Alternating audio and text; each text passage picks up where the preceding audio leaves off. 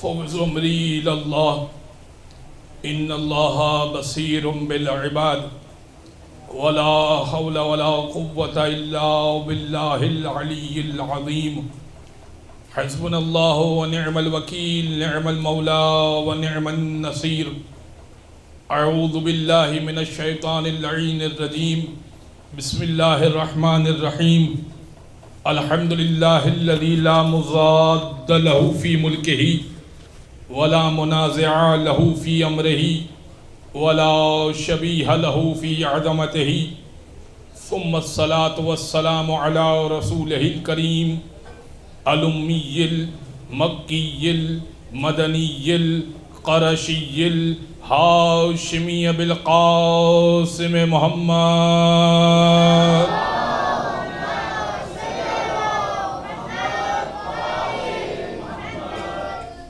وعلى أهل بيته الطيبين الطاهرين واللعنة الدائمة على أعدائهم أجمعين من يوم ظلمهم وعداوتهم إلى قيام يوم الدين أما بعد فقد قال الله سبحانه وتعالى في محكم كتاب مبين بسم الله الرحمن الرحيم وجعلناهم أئمة يهدون بأمرنا وأوحينا إليهم فعل الخيرات وإقام الصلاة وإيتاء الزكاة وكانوا لنا عابدين صلوات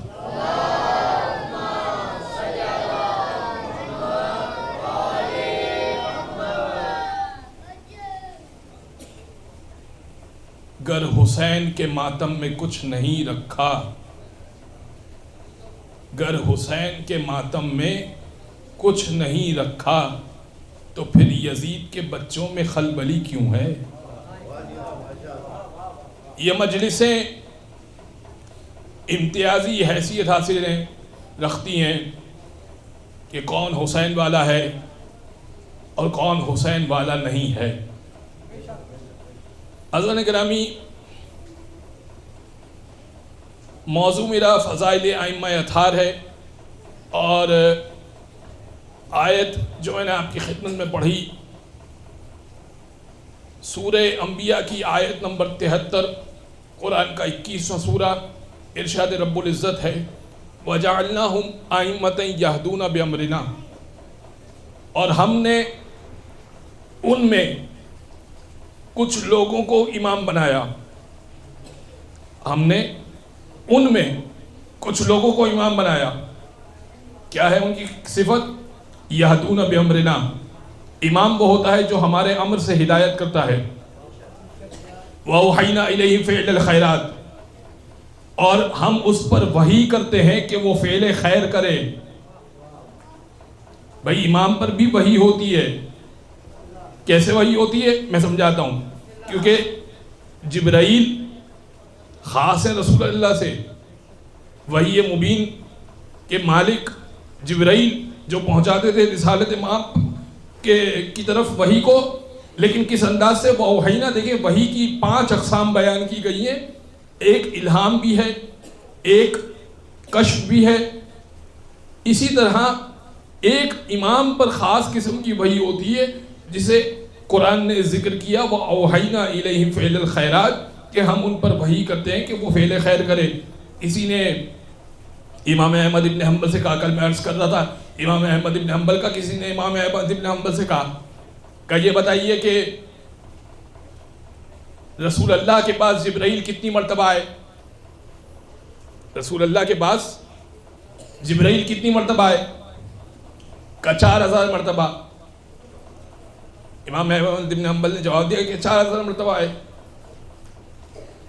کہ اچھا، اور شیعہ یہ کہتے ہیں کہ علی کے پاس بھی جبرائیل آتے تھے۔ کہ بالکل، علی کے پاس 8000 مرتبہ آئے۔ کہ یہ کیا بات ہوئی؟ نبی پر 4000 مرتبہ اور علی کے پاس 8000 مرتبہ۔ کہ تم نے نبی کا قول نہیں سنا کہ میں علم کا شہر ہوں، علی اس کا دروازہ ہے؟ بھائی علم کے شہر کے پاس جاتے تھے تو دروازے سے جاتے تھے، دروازے سے جاتے وقت بھی ملتے تھے، آتے وقت بھی ملتے تھے۔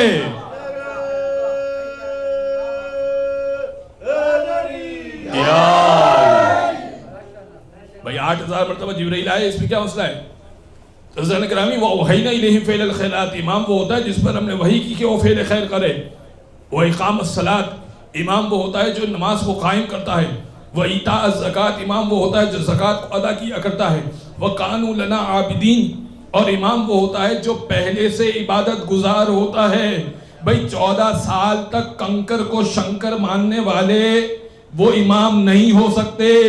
وہی امام ہو سکتا ہے کہ جو سجدے میں سر جھکائے اور سر کٹائے اور پھر یہ کہے فُزْتُ وَرَبِّ الْکعبہ، کعبے کے رب کی قسم میں کامیاب ہو گیا.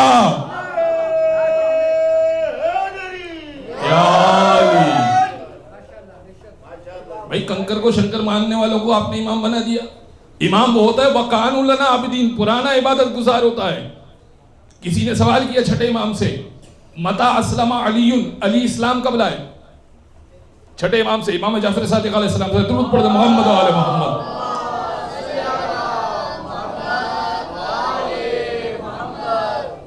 متا اسلم علی، اچھا سوال کرنے والے کا ذہن بھی ایسا ہے کہ علی اسلام کب لائے؟ اس لیے کہ مسئلہ یہ ہے کہ تاریخ نے فہرست سے بنا رکھی ہے، فلاں صاحب فلاں ہجری میں اسلام لائے، فلاں صاحب فلاں ہجری میں اسلام لائے. ایک صاحب تو وہ ہیں جن سے 1.5 لاکھ حدیثیں فتح مکہ پہ ایمان لے کر آئے ہیں. انشاءاللہ ان کا بھی تذکرہ کروں گا میں اور اشارتاً ذکر کروں گا، ظاہر ہے کہ نام نہیں دیا جا سکتا، بلی سے بڑا تعلق ہے ان کا. تو عرض میں یہ کر رہا تھا کہ کسی نے سوال کیا چھٹے امام سے متا اسلم علی، علی اسلام کب لائے؟ امام نے ایک جملے ایک لفظ کو بدلا اور جواب دے دیا. امام نے کہا متا کفر علی، علی نے کفر کب کیا تھا؟ بھائی جو پہلے کفر کرے گا وہ اسلام لے کر آئے گا نا. ایک درود پڑھ دے محمد و آل محمد پر.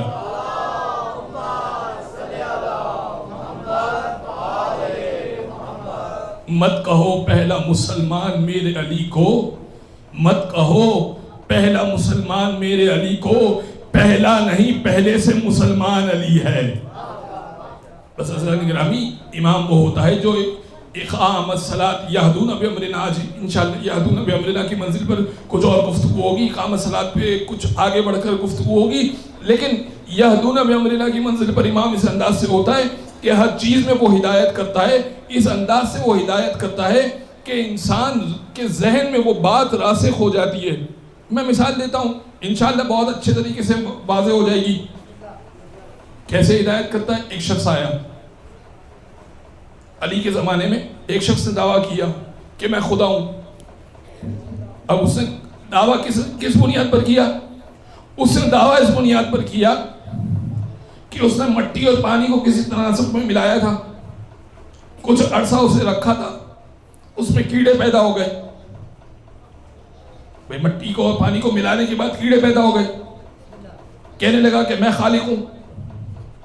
اب لوگوں سے جواب نہیں بن پڑا کہ کیا کہیں اس کو. کہنے لگا مٹی تو میں نے ملائی ہے، پانی تو میں نے ملایا ہے. علی کے پاس گئے. ایسے ہی وہ صاحب نہیں کہا کرتے تھے اگر علی نہ ہوتے تو میں ہلاک ہو جاتا. علی کے پاس گئے، مولا کائنات سے پوچھا، اس کا جواب کیا دیں اس کو؟ کہتا ہے کہ میں خالق ہوں.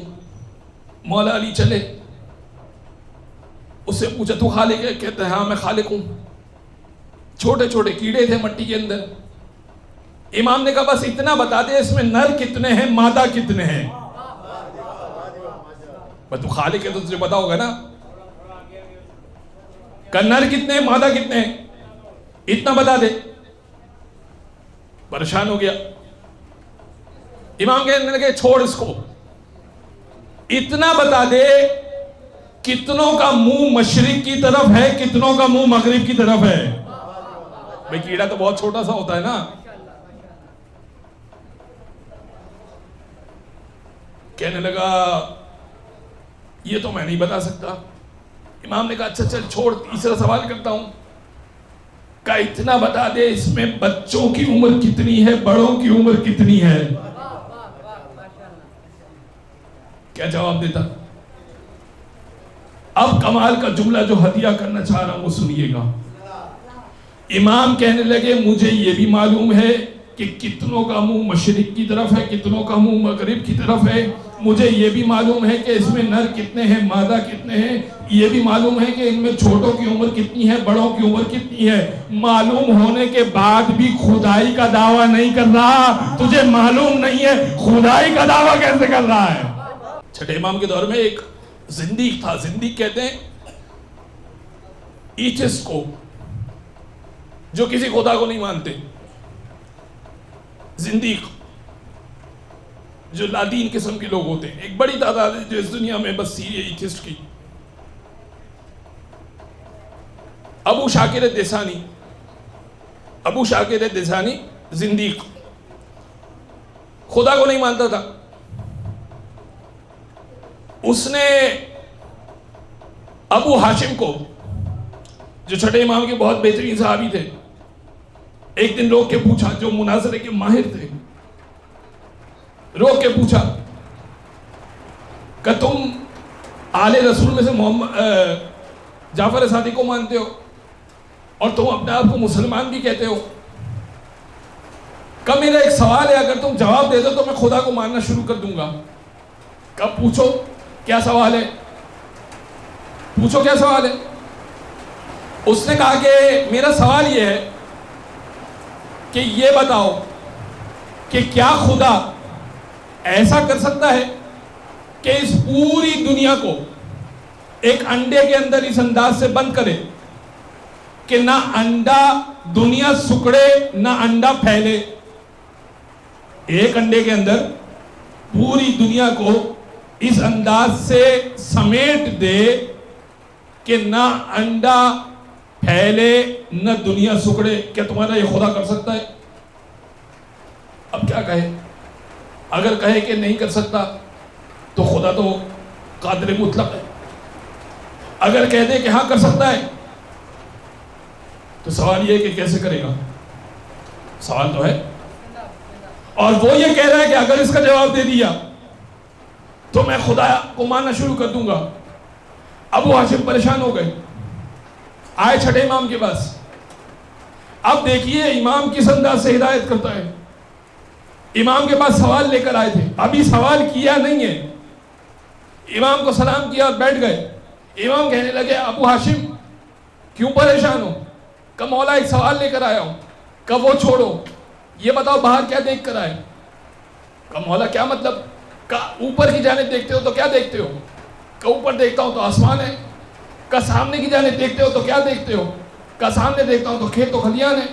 کہ نیچے کی جانب دیکھتے ہو تو کیا دیکھتے ہو؟ کہ دیکھتا ہوں تو زمین ہے اور زمین کے ساتھ ہوتا ہے۔ کہ اے ابو ہاشم، جو خدا اس پوری دنیا کو آنکھ کی پتلی کے اندر اس انداز سے بند کر دیتا ہے، نہ دنیا سکڑتی ہے نہ آنکھ کی پتلی پھیلتی ہے، وہ خدا انڈے میں بھی بند کر سکتا ہے۔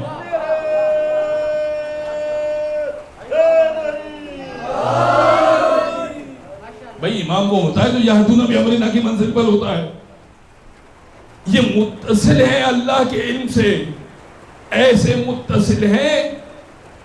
خود ابو شاکر آ گیا، یہ سوال جب ختم ہو گیا اور جواب دے دیا اس نے، ابو شاکر خود آ گیا، کہنے لگا فرزند رسول تو میں کہہ رہا ہوں اپنے واسطے، وہ تو نام لیا کرتا تھا۔ کہنے لگا میں آپ سے خدا کے بارے میں جاننا چاہتا ہوں، آپ سے خدا، بڑی توحید کے بارے میں گفتگو کر رہا ہوں، آج کچھ لے کے جائیے گا اس مجلس سے، کہ آج میں خدا کے بارے میں آپ سے گفتگو کرنا چاہتا ہوں، مجھے خدا کو سمجھا دیجئے۔ کہ خدا سمجھ میں کیسے آئے؟ کتنی سادہ سی مثال سے امام نے سمجھایا خدا کو۔ ہاں وہ الگ بات ہے کہ وہ نہ مانا، لیکن اتنی سادہ سی مثال سے اس نے خدا کو سمجھا، امام نے خدا کو سمجھایا۔ امام کا ایک چھوٹا بچہ انڈے سے کھیل رہا تھا، ایک طرف ابو شاکر بیٹھا ہوا تھا، ایک طرف مولا بیٹھے ہوئے تھے۔ مولا نے بچے کے ہاتھ سے انڈا لیا، سامنے میز پر رکھ دیا۔ ابو شاکر یہ دیکھو کتنا محفوظ قلعہ ہے، انڈے کو مولا نے قلعے سے تشبیہ دی، کہ دیکھو کتنا محفوظ قلعہ ہے، اس میں ایک سنہری پانی ہے، ایک سفید پانی ہے. اس قلعے کو جتنا بھی ہلاؤ نہ پیلا پانی سفید پانی میں ملتا ہے نہ سفید پانی پیلے پانی کے اندر ملتا ہے.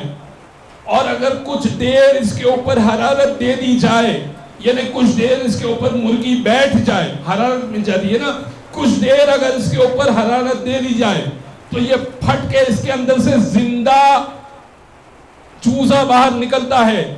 کہا اے ابو شاکر یہ بتاؤ کیا کوئی انسان یہ کر سکتا ہے؟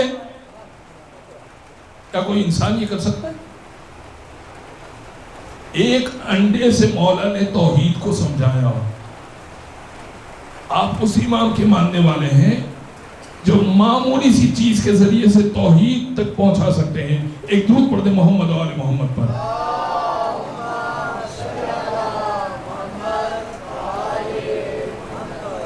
درود ایسے پڑھیں جیسے سوئے کی مجلس سے درود پڑھیں ضرور سے پڑھیں.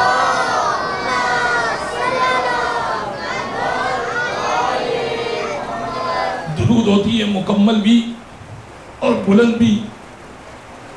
ارفعوا علینا بالصلاۃ طہارۃ و تزکیۃ لانفسکم. نویں امام محمد تقی علیہ السلام کی حدیث ہے. اللہم صلی علی محمد و آل محمد. نویں امام فرماتے ہیں ارفعوا علینا بالصلاۃ طہارۃ و تزکیۃ لانفسکم. جب بھی تم درود پڑھو بلند آواز سے درود پڑھنا. طہارۃ و تزکیۃ لانفسکم, تمہارا نفس اور تمہاری زندگیاں پاک ہو جائیں گی. ایک مرتبہ اللہ کے رسول نے اصحاب کو جمع کیا. سوائے کے محرقہ سے یہ پڑھ رہا ہوں. سوائے کے محرقہ اہل سنت کی کتاب ہے, بڑے متعصب عالم نے لکھی ہے. صفحہ نمبر 29 سے یہ پڑھ رہا ہوں میں روایت. ایک مرتبہ اللہ کے رسول نے سب کو جمع کیا, اصحاب کو جمع کیا اور کہنے لگے, فرمانے لگے لا تصلوا علیہ صلاۃ البترا. اچھا آپ نے سنا ہوگا نا صلو علی الحبیب صلی اللہ علی محمد, بھائی سنا ہوگا, سب نے سنا ہے, ٹی وی چینل پہ آتا ہے, ڈکی چوپی تو بات نہیں ہے. صلو علی الحبیب صلی اللہ علی محمد, یہاں پہ درود رک جاتا ہے. اب اس بات کو ذہن میں رکھیے گا اور جو حدیث پیش کر رہا ہوں وہ سنیے گا.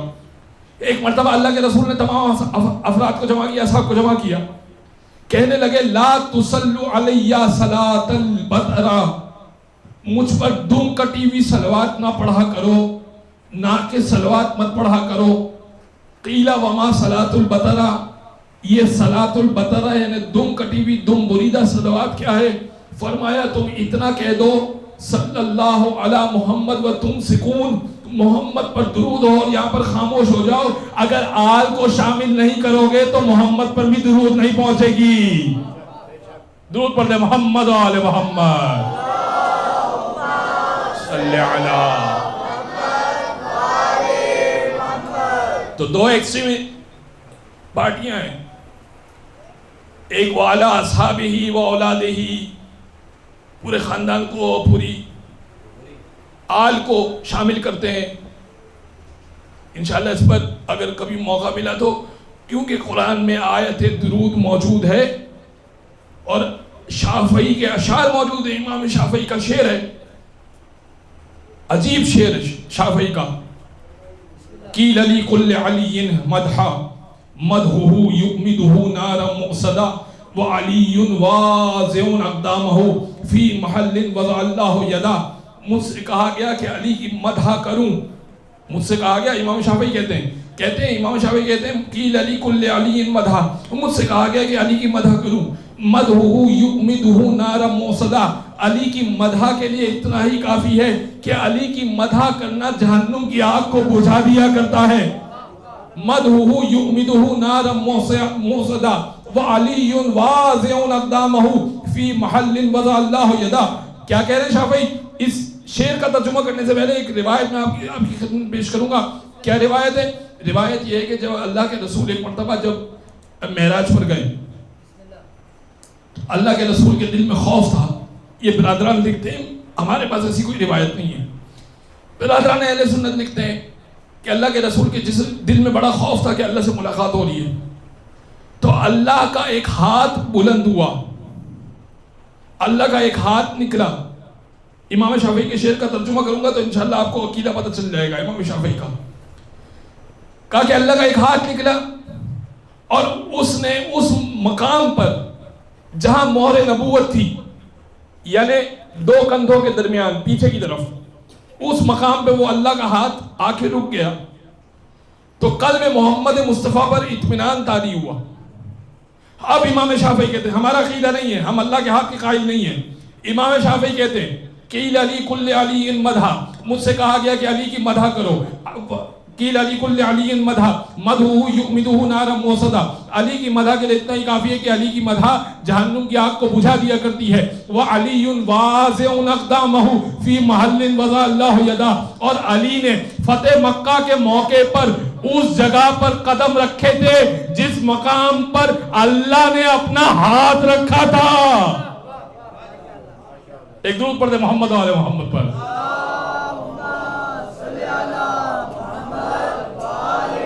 لیکن ہم کس توحید کے قائل ہیں؟ دیکھیے ہم جس توحید کے قائل ہیں وہاں نہ اللہ کا ہاتھ ہے، نہ اللہ کا پیر ہے، نہ اللہ کرسی پہ بیٹھا ہوا ہے. آیت الکرسی بعد سے لکھا کہ اللہ کرسی پہ بیٹھے گا. وسع کرسی السماوات والارض، اس کی کرسی بہت وسیع ہے، تو قیامت میں وہ کرسی پہ بیٹھے گا. اس کا یہ ترجمہ کیا ہے. ایک آیت قرآن کی موجود ہے، انشاءاللہ میں ان آیات کی تفسیر بھی پیش کروں گا. جو کچھ آیتیں ایسی ہیں کہ جس کا مفہوم سمجھ میں نہیں آتا، اس کا مطلب یہ نہیں ہے کہ انسان جو ہے اللہ کے جسم کا قائل ہو جائے. نعوذ باللہ من ذالک. کل شیء ہالک الا وجہ اللہ، ہر چیز ہلاک ہو جائے گی الا وجہ اللہ، اللہ کے چہرے کے علاوہ. وہ کہتے ہیں اللہ کا چہرہ بھی ہے، تو اللہ کا چہرہ بھی ہے. معراج پہ ہاتھ بھی آ گیا. اللہ کرسی پر بھی بیٹھے گا. اور اپنی آنکھوں سے پڑھی ہوئی روایت آپ کی خدمت پڑھ رہا ہوں، کسی کو برا لگے تو بہت معذرت، لیکن روایت تو ایسی ہی ہے اور میرے پاس حوالہ بھی موجود ہے. روایت کیا ہے کہ جب قیامت ہوگی اور جہنمیوں کو جہنم میں ڈال دیا جائے گا تو جہنم سے آواز آئے گی حل من مزید، ہے کوئی جو مزید آ سکے یہاں پر. جہنم کو مزید تڑپ ہوگی. اللہ کہے گا کہ اب کوئی نہیں ہے کہ جسے جہنم میں بھیجا جائے. جہنم کی آگ بھڑک رہی ہوگی، تب اللہ نعوذ باللہ من ذالک اپنے پاؤں کو اس جہنم کی آگ میں ڈالے گا. بخاری کی روایت پڑھ رہا ہوں میں آپ کی خدمت میں. تو اب اللہ کا ہاتھ بھی ہو گیا، اللہ کا چہرہ بھی ہو گیا، اللہ کا پاؤں بھی ہو گیا، اللہ کرسی پہ بھی بیٹھے گا. تو اب یہ چار چیزیں ہو گئی نا اللہ کے متعلق. اب سنیے خدا، علی کی نگاہ میں خدا کیا ہے؟ اب سنیے گا. ایک مرتبہ کچھ نئے افراد نو مسلم ہونا چاہ رہے تھے، مسلمان ہونا چاہ رہے تھے، ابھی نو مسلم نہیں ہوئے تھے، مطلب مسلمان ہونا چاہ رہے تھے. کچھ افراد یہودی تھے. آئے ایک نامی گرامی شخص کے پاس، علی کی خلافت نہیں تھی. انہوں نے سوال کیا. سلمان دیکھ رہے تھے دور سے منظر.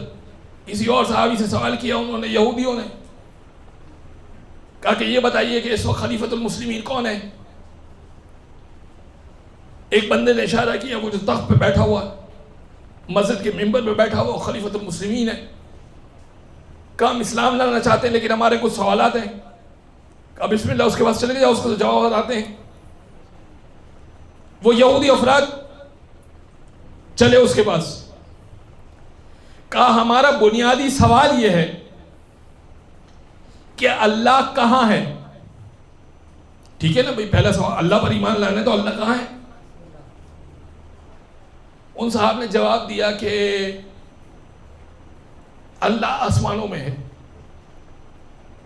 تو ان یہودیوں نے کہا اس کا مطلب اللہ زمین میں نہیں ہے. بھائی اللہ آسمانوں میں ہے تو کیا اللہ زمین میں نہیں ہے؟ تو انہوں نے کہا نہیں، اللہ زمین پر بھی ہے. تو انہوں نے کہا اچھا تو پھر کیا دو اللہ ہیں؟ ایک آسمان میں اور ایک زمین میں؟ کہا نہیں ایک ہے. کہا تو پھر آپ آسمان کا بھی کہہ رہے ہیں زمین کا بھی کہہ رہے ہیں؟ کہا نہیں وہ آسمان سے زمین تک ہے.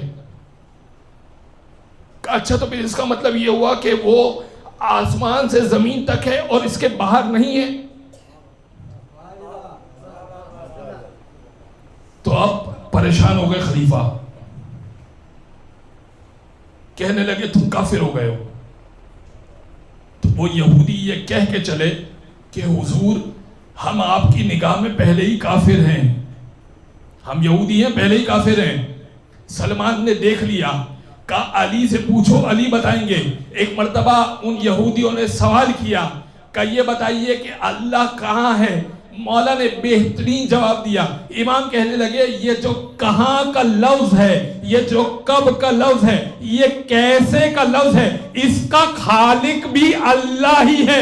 کہاں جو ہے وہ جگہ کو بیان کرتی ہے, کب جو ہے وہ وقت کو بیان کرتا ہے, کیسے جو ہے کیفیت کو بیان کرتی ہے. یہ چیزیں مخلوق ہے, وہ خالق ہے.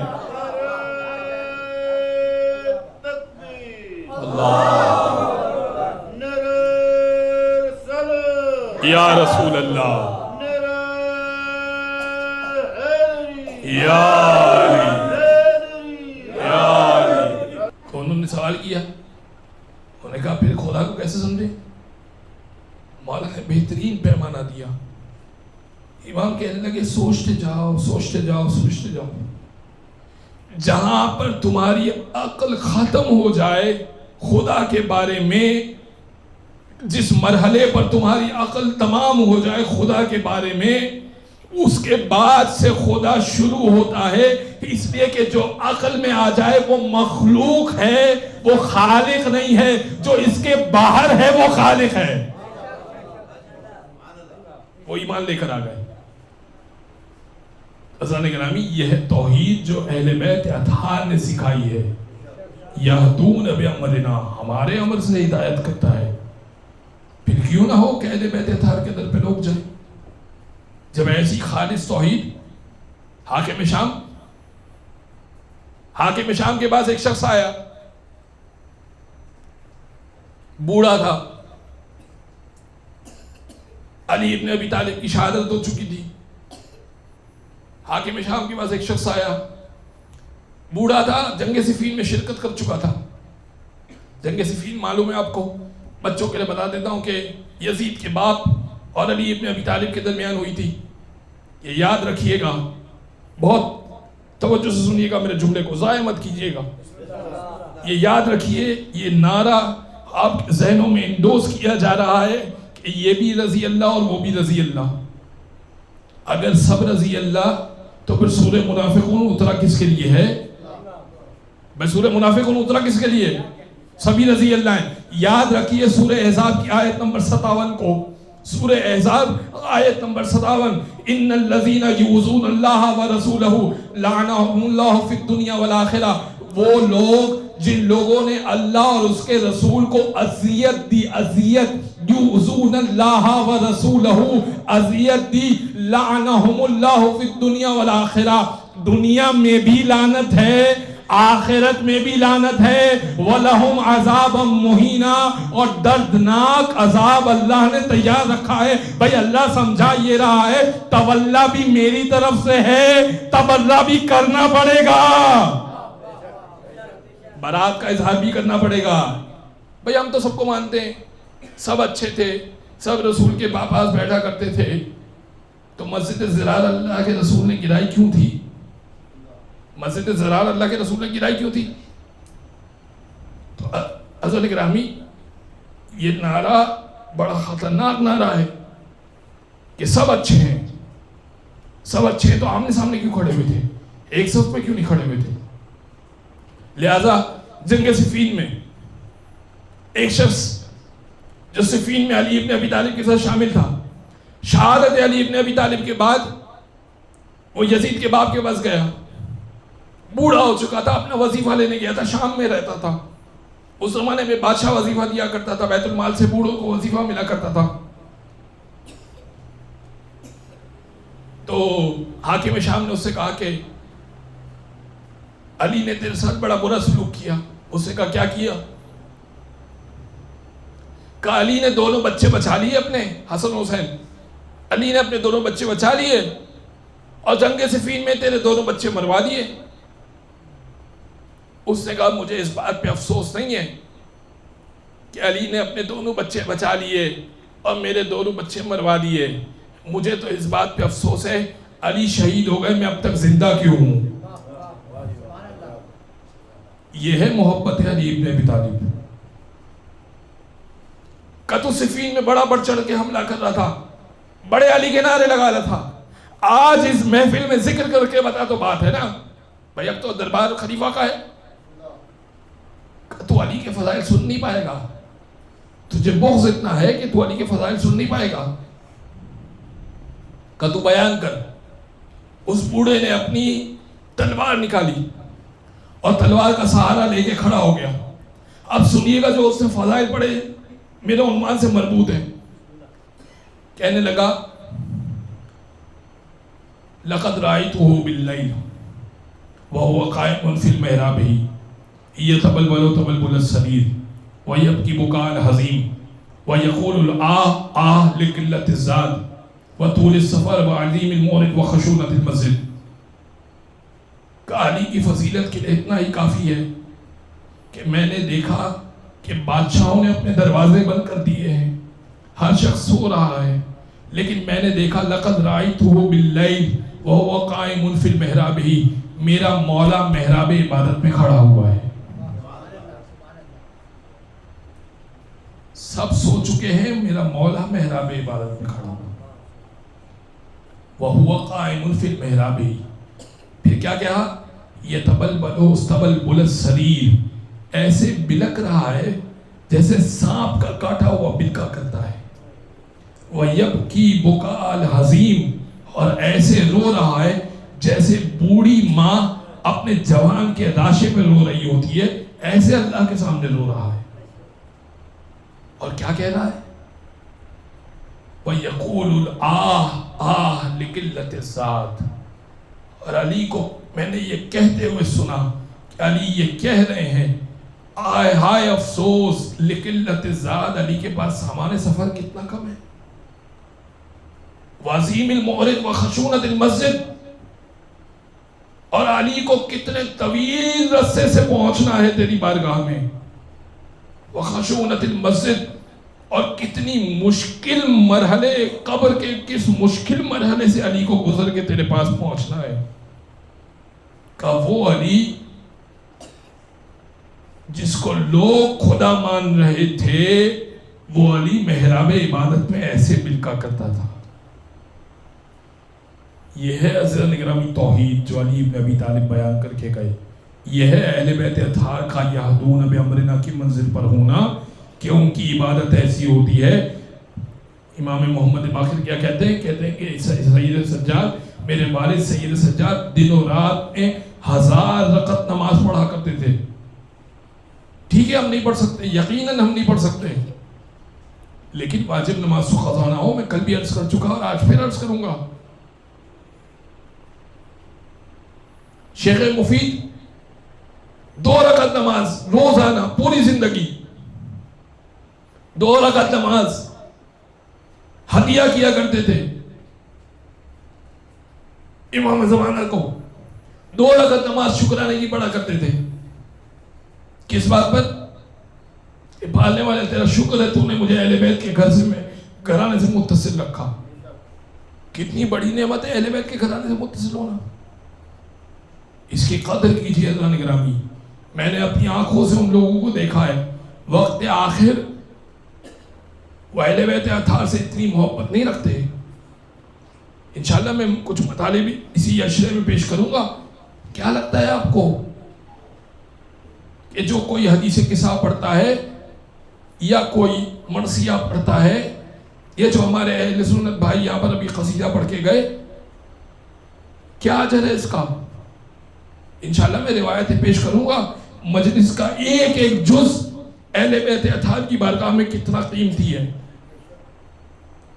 حتیٰ کہ جو شخص فقط، یعنی آپ تصور کر سکتے ہیں حسین بن علی کی ذات کو چھٹے امام کیا کہہ رہے؟ مم بکا او ابکا او تباکا وجبت لہ الجنہ، جو روئے رلائے، رونے جیسی شکل بنائے. رونا مشکل کام ہے، کبھی گریا نہیں آتا انسان مسائب سن کر، رولانا اور بھی مشکل کام ہے. مسائب پڑھے جو روئے حسین ابن علی پر، رلائے حسین ابن علی پر، فرمایا او تباکا، صرف رونے جیسی شکل بنا دے، وجبت لہ الجنہ، جنت واجب ہو جاتی ہے اس پر. یعنی آپ دیکھ رہے ہیں یہ در کتنا عطا کرنے والا در ہے، کتنا کریم در ہے. یہ جنت حسین ابن علی کے ایک آنسو کا بھی بدلہ نہیں ہے، اتنی حقیر جنت ہے. اس بارگاہ میں ہمیں خلوص سے آگے بڑھنا ہے. لہذا یاد رکھیے امام وہ ہے جو یہدون بامرنا کی منزل پر ہے. ایسے ہی حسین ابن علی نے نہیں کہا تھا یا اختا لا تنسینی فی نافلۃ اللیل، اے جناب زینب مجھے نافلہ شب میں مت بھولیے گا. حسین کو ضرورت تھی نافلہ شب کی، دعاؤں کی. یہ ہمیں اور آپ کو سمجھا رہے تھے کہ اے بہن زینب جب نماز شب پڑھنا مجھے فراموش مت کرنا. اس کا کیا مطلب؟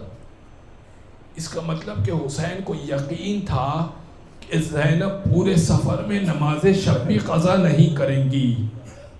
یقین تھا نا، تبھی تو یہ وصیت کی ہے حسین ابن علی نے. بس ایک مرتبہ ایک دن سید سجاد نے زندان شام میں جناب زینب کو بیٹھ کر نماز پڑھتے ہوئے دیکھا. 62 سال کی ہیں جناب زینب، 62 سال کی، 62 ایئرز. پھوپھی اماں بیٹھ کر نماز پڑھ رہی ہے.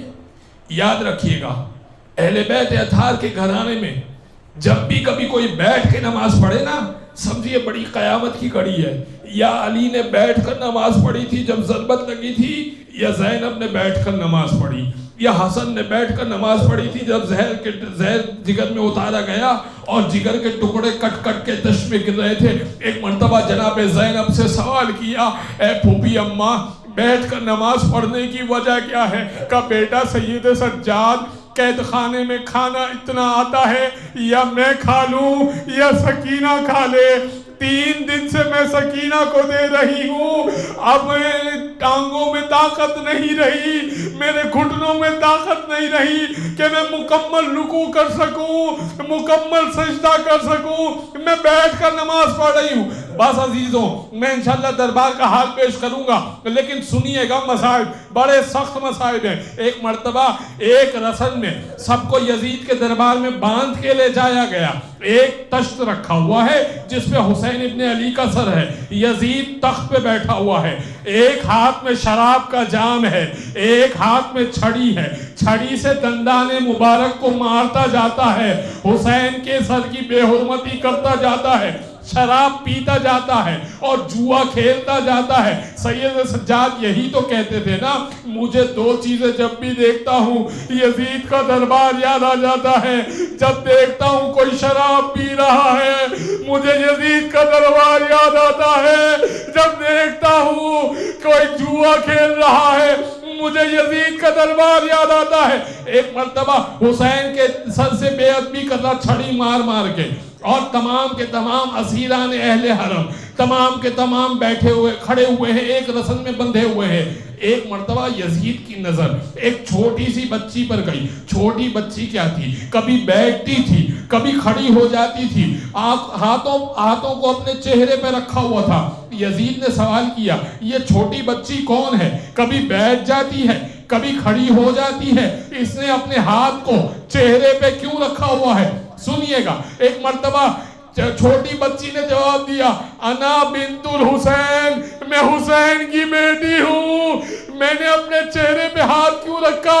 اے یزید میری پھوپھی کے بال لمبے ہیں، اس نے چہرے کو چھپا لیا ہے، میں چھوٹی ہوں، میں کیسے پردہ کروں؟ میں نے اپنے ہاتھوں سے چہرے کو چھپایا ہے۔ ہاں ایک مرتبہ یزید نے سوال کیا، یہ بتا تو کبھی بیٹھ جاتی ہے کبھی کھڑی ہو جاتی ہے، ایسا کیوں کرتی ہے؟ ایک مرتبہ جناب سکینہ کہنے لگی، اے یزید تو نے ہم سب کو ایک رسم میں باندھ رکھا ہے، جب میں بیٹھ جاتی ہوں میرے سید سجاد کی رسی کھنچ جاتی ہے، جب میں کھڑی ہوتی ہوں میرا گلا تنگ ہونے لگتا ہے۔ کہا اچھا یہ بتا، میں نے سنا ہے کہ تجھے تیرے بابا سے بڑی محبت تھی، کیا تو یہ دعوت کرتی ہے؟ ایک مرتبہ وہ کہتی ہے کہ ہاں، جناب سکینہ کہتی ہے کہ ہاں میرے بابا کو مجھ سے اور مجھے میرے بابا کو بہت محبت تھی۔ کہا کوئی معجزہ دکھا سکتی ہے؟ ایک مرتبہ کہا، ایک مرتبہ جناب سکینہ نے کہا اے بابا جان میرے پاس تشریف لائیے۔ بس اب درباریوں نے دیکھا دشت میں سے سر اٹھا، ہوا میں تیرتا ہوا سکینہ کی گود میں آیا، سکینہ نے اپنے ہونٹوں کو حسین ابن علی کے ہونٹوں پہ رکھا، ایک جملہ کا، ارے بابا آپ کے ہونٹ تو زیادہ پیاسے ہیں، ارے بابا میرے چہرے پہ تماچوں کے نشان۔ الا ولعنت اللہ علی القوم الظالمین وسيعلم الذين ظلموا ايام منقلب ينقلبون۔ بارے ہمارے عظیم توسل کو اپنی بارگاہ قبول و منظور فرما، دنیا اور آخرت کا خیر عطا فرما، دنیا اور آخرت کے شر سے محفوظ فرما۔ پالنے والے تجھے واسطہ محمد و آل محمد کا اس سال ہر سال بار بار زیارت ائمہ اطہار نصیب فرما، حج بیت اللہ نصیب فرما، عمرہ مبارک نصیب فرما۔ پالنے والے جو ہدایت کی طرف گامزن ہیں اور کوشش کر رہے ہیں کہ حق انہیں پتہ چل جائے، پالنے والے مجلس حسین کے صدقے میں حق ان تک پہنچا دے۔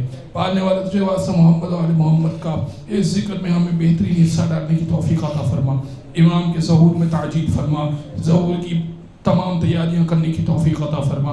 ایک التماس سے دعا کہا گیا ہے مجھ سے، سید نور الحسن، سید مسکین شاہ، سید تدبیر حسین، سید سجاد حسین، سید نصیر حسین، سید شبیر حسین، پروردگار تمام سید ہیں، سیدہ کے صدقے میں ان سب کی پریشانیوں کو حل فرما، اور ان سب کے صدقے میں ان تمام افراد وہ جو ذکر اہل بیت بپا کرتے ہیں ان سب کے صدقے میں میری بھی تھوڑی طبیعت ناساز ہے، پروردگار مجھے بھی شفا کاملہ و عاجلہ نصیب فرما۔ ماتم حسین۔